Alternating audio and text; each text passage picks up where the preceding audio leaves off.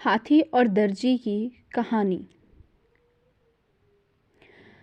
सालों पहले एक गांव रत्नपुर में एक जाना माना मंदिर था।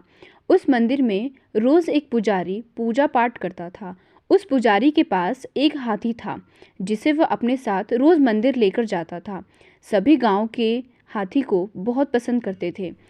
हाथी भी मंदिर में आने वाले सभी श्रद्धालुओं का खूब स्वागत सत्कार किया करता था। सुबह पूजा पाठ में खत्म करने के बाद पुजारी अपने हाथी को नहलाने के लिए तालाब में लेकर जाता था। रोज हाथी तालाब में नहाने के बाद घर लौटते समय दर्जी की दुकान पर रुकता था।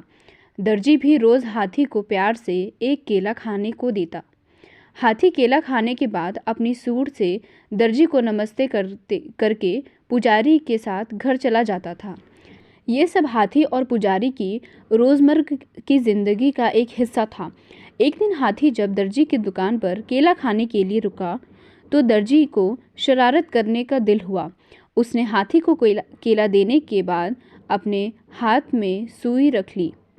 जैसे ही हाथी ने उसे नमस्ते किया, दर्जी ने उसकी सूंड पर सुई चुभा दी।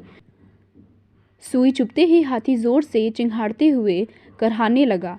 दर्जी ने हाथी के दर्द का खूब मजाक उड़ाया और ज़ोर ज़ोर से हंसने लगा। पुजारी को पता नहीं चला कि क्या हुआ।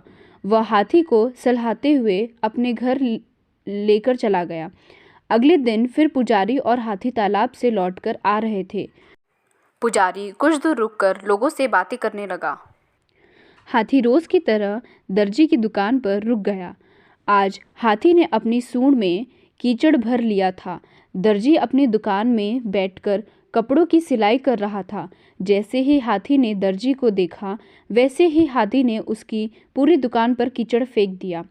उस कीचड़ में दर्जी तो भीगा ही, बल्कि उसकी दुकान के सिले हुए कपड़े भी खराब हो गए। इस सब से दर्जी समझ गया कि मैंने कल जो किया था उसी का दंड हाथी ने मुझे आज दिया है। दर्जी को अपनी गलती का एहसास हुआ और वह हाथी के पास भागकर गया। उसने हाथी से माफ़ी मांगने की कोशिश की।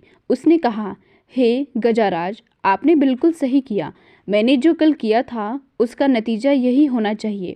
हाथी ने दर्जी की तरफ देखा और अपनी सूंड को हवा में लहराते हुए वहाँ से चला गया।